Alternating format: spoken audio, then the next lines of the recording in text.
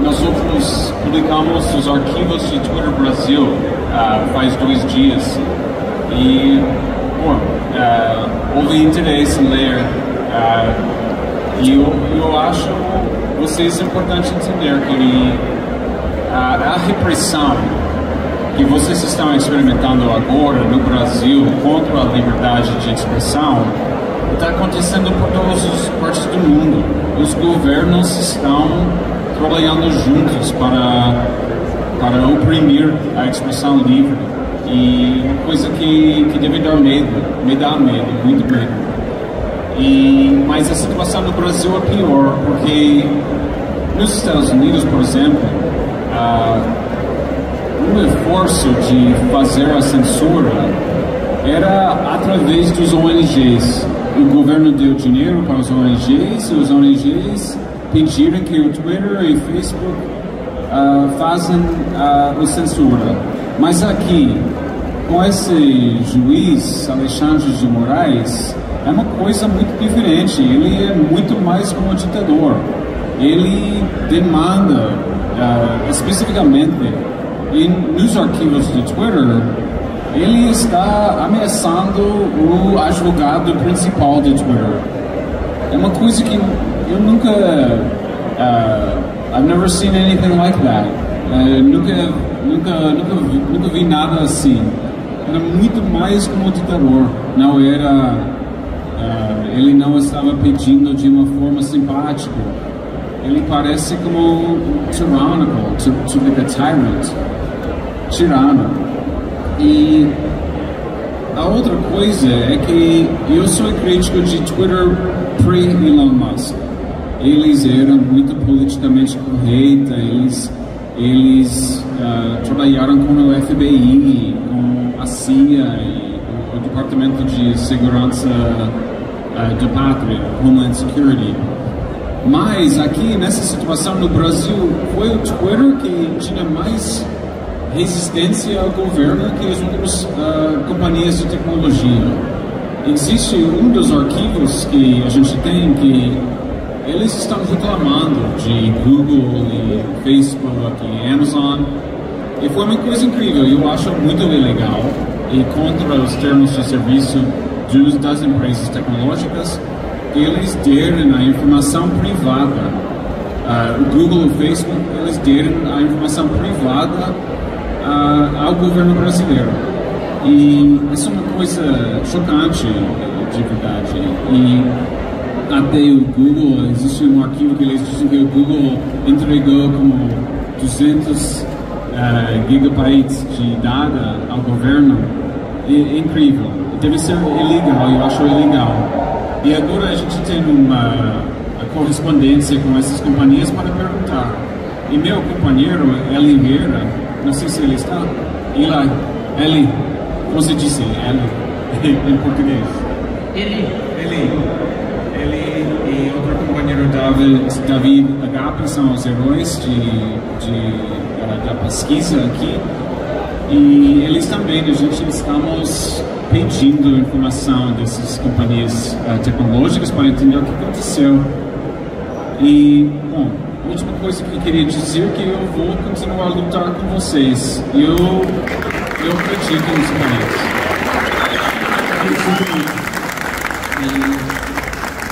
Eu não tenho medo desse cara. Ele não é achadão para mim. Ele é uma outra coisa. Ele é... A gente tem a expressão em inglês que underneath every bully is a coward.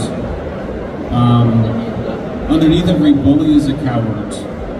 Como se diz bullying em português? É bullying mesmo, mas é isso aí. Escondido atrás de um valentão sempre está um covarde. Ele é covarde. E eu digo isso porque porque ele é muito sensível, né? Você vê minha conta em Twitter, tem pessoas que dizem coisas horríveis sobre mim, que não são verdades, né? Você é uma pessoa muito ruim, não. É normal, é como o mundo é. Mas ele quer botar as pessoas na prisão por fazer os insultos, sendo um absurdo. Então, os políticos, eles são narcisísticos, né? Narcisistas. Porque ele parece muito forte, mas ele é uma criança, né? Ele está chorando de uma pessoa, disse alguma coisa mal sobre mim. É como meus meninos têm mais coragem que esse rapaz. Então, mas outra coisa que eu queria dizer é que é sua responsabilidade a lutar para seus direitos, né? Tem essa democracia, tem que proteger, e os senados não entendem a lei, você pode me corrigir, mas os senadores têm que exigir, né, que respeitem a democracia, respeitem a expressão, mas eu vou estar com vocês de qualquer forma, ok? Muito obrigado. Muito obrigado por todas as colocações. Acho que chamar Alexandre de Moraes uma pessoa sensível é muita caridade da tua parte. Ele é no mínimo um autoritário, um pouco descompensado já. E a questão do Senado, acredito que envolva também processos que julgam os senadores são julgados pelo STF, processos que deveriam julgar o STF são julgados pelos senadores. Então nós temos um conflito de interesse muito perigoso, mas eu vou brevemente passar a palavra para o Marcel contribuir. Marcel, a palavra está contigo. Bom, primeiro boa tarde, pessoal. E fora Lula, isso aí, boa. Primeiramente fora Lula, isso aí. E fora Alexandre de Moraes também, cara. Michael, quero te agradecer muito, porque o que você fez não foi um tweet, não. Você largou uma bomba aí na rede social e estava embarcando para o Brasil no mesmo momento. Então, coragem enorme de estar fazendo esse trabalho já às vésperas de chegar no Brasil. E eu quero também dar crédito a quem merece, como disse o Michael, de dois brasileiros trabalhando junto, o David Agape e o Eli Vieira Júnior, que está aqui. Eu queria que o Eli, se permitisse, sentasse com a gente aqui, porque ele merece. E eu vou dar dois motivos principais. Primeiro, pela coragem de enfrentar a situação. E em segundo lugar, por representar todos os jornalistas do Brasil que fazem trabalho de jornalista.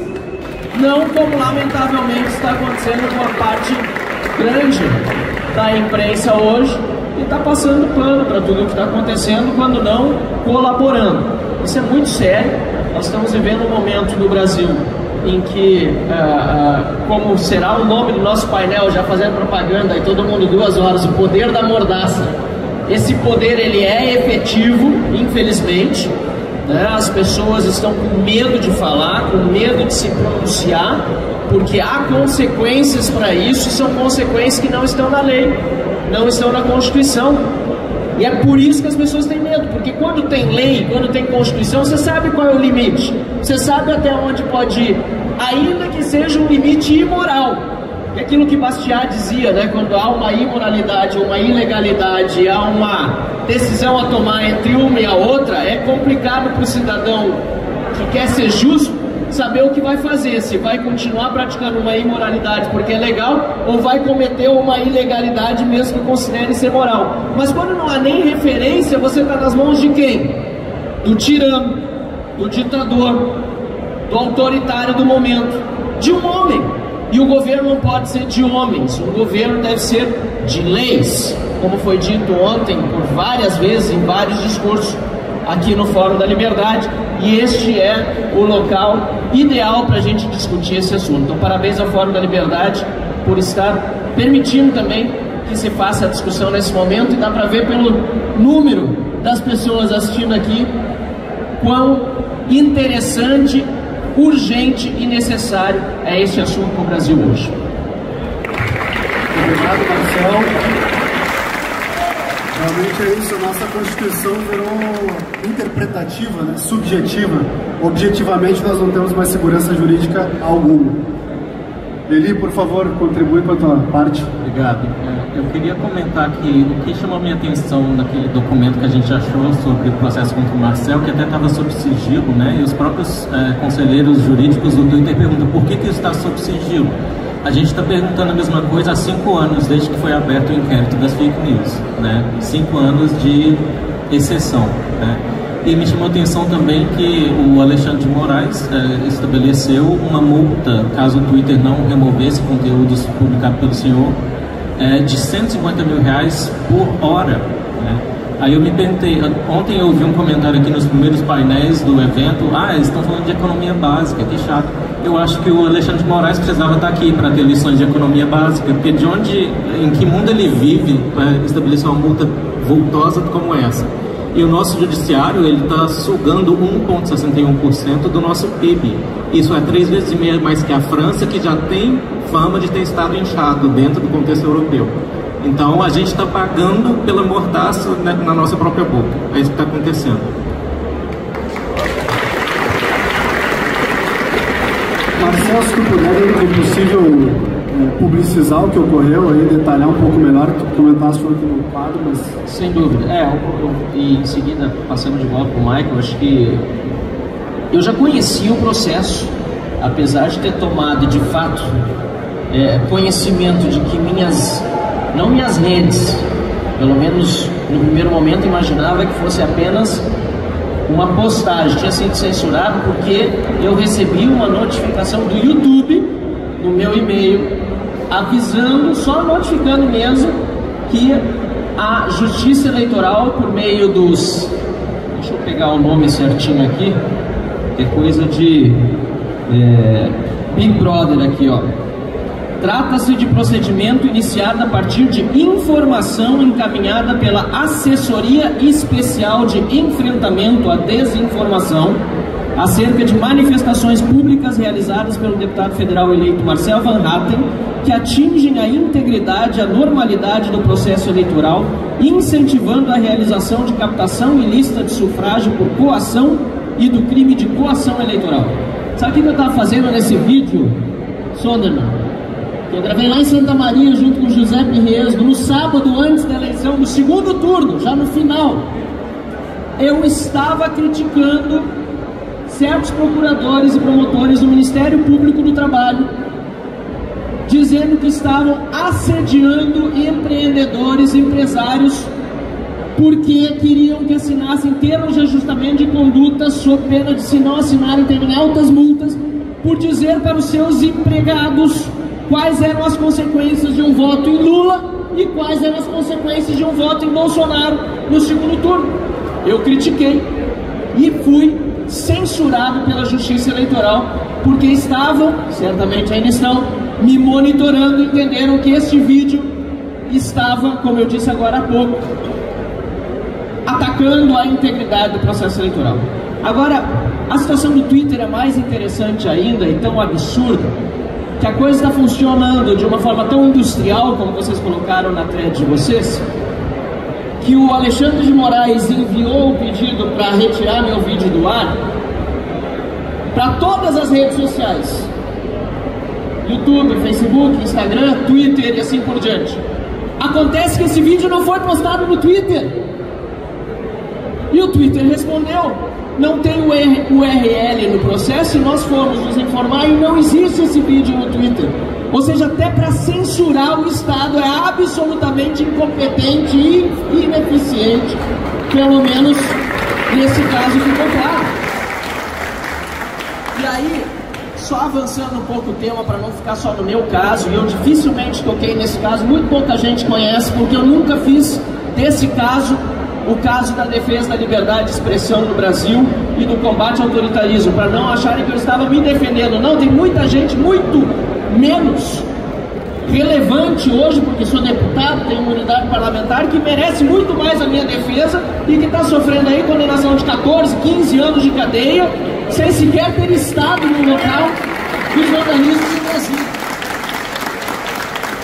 Mas voltando caso, um mês depois, mais ou menos, de eu ter sido censurado, esse vídeo ter sido retirado das redes, e de eu ter tentado constituir advogado, o que só foi possível, se eu não me engano, quase meio ano depois, um mês mais ou menos depois de eu ter sido censurado nesse vídeo, eu recebo a informação da Câmara dos Deputados de que não apenas as redes de vários parlamentares que estavam com os seus canais bloqueados, Nicolas Ferreira, Gustavo Gaio, Major Vitor Hugo, no pós-eleição, porque trataram, sei lá, de urna, de processo eleitoral, etc., as minhas redes também estavam sendo desbloqueadas. Mais uma ineficiência do Estado, porque elas nunca tinham sido efetivamente bloqueadas. E seriam mantidas no ar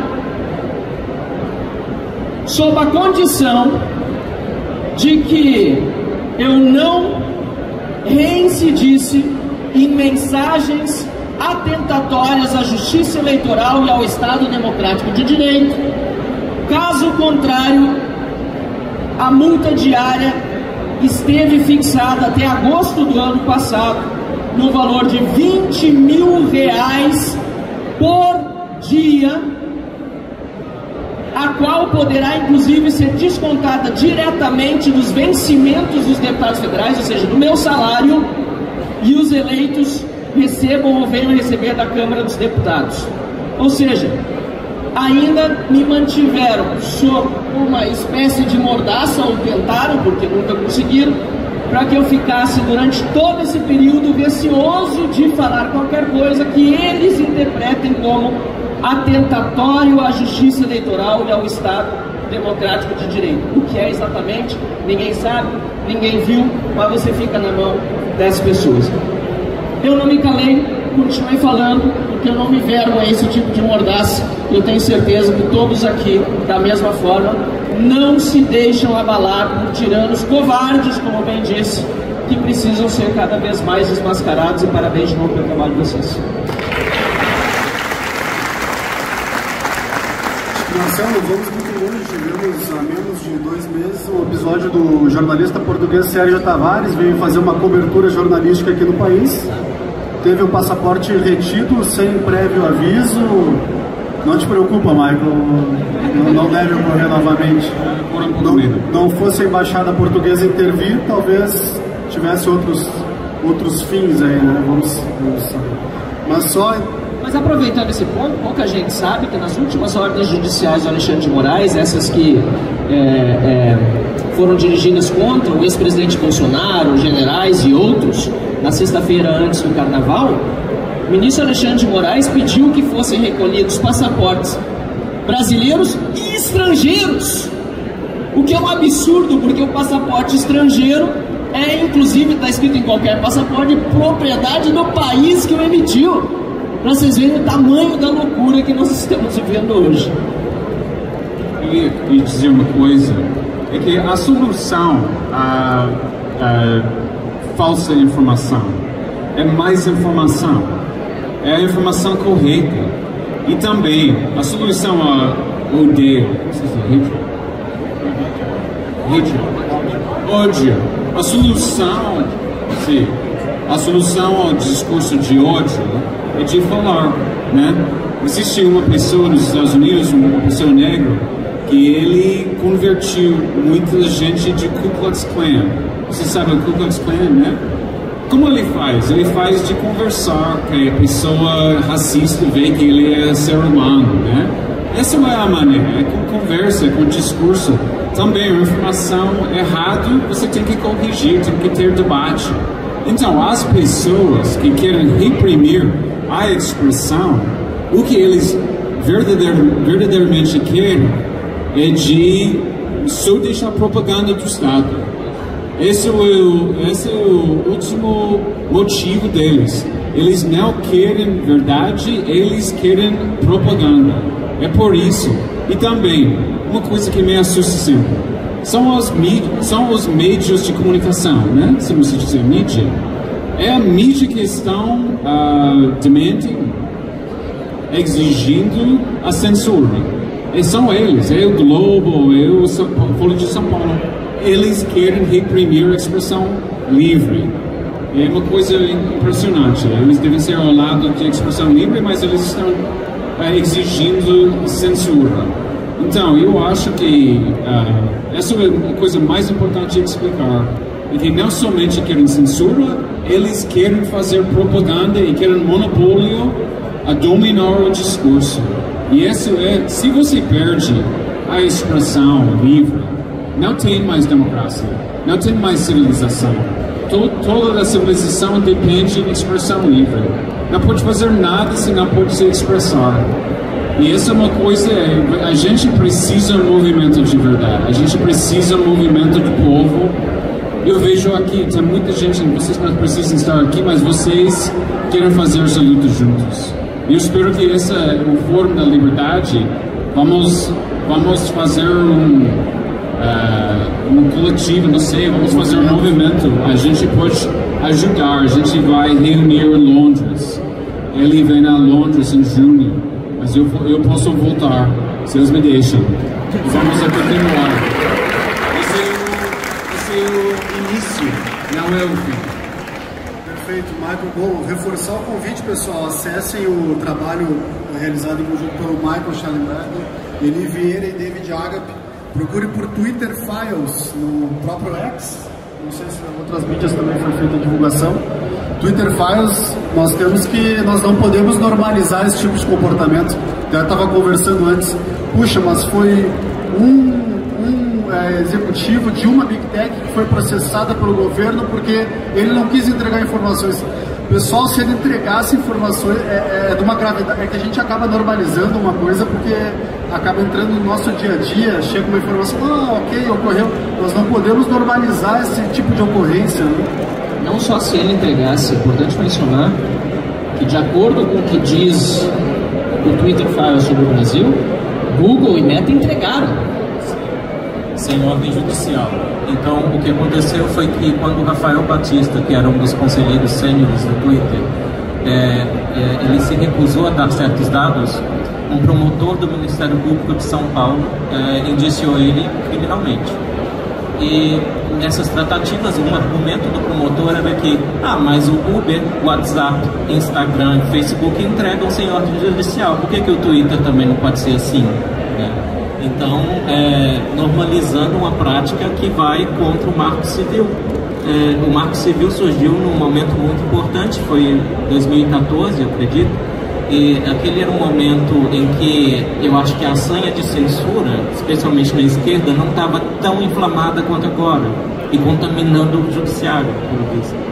E sobre o Alexandre de Moraes, uma coisa que eu estava pensando enquanto vocês falavam, o que ele revela sobre quem ele é nessas decisões, é que as decisões lá do inquérito das fake news, por exemplo, visando o Monark, né, o podcaster, às vezes parece o blog dele, ele escreve em caixa alta, né, quando ele está exaltado, é o blog do Alexandre de Moraes.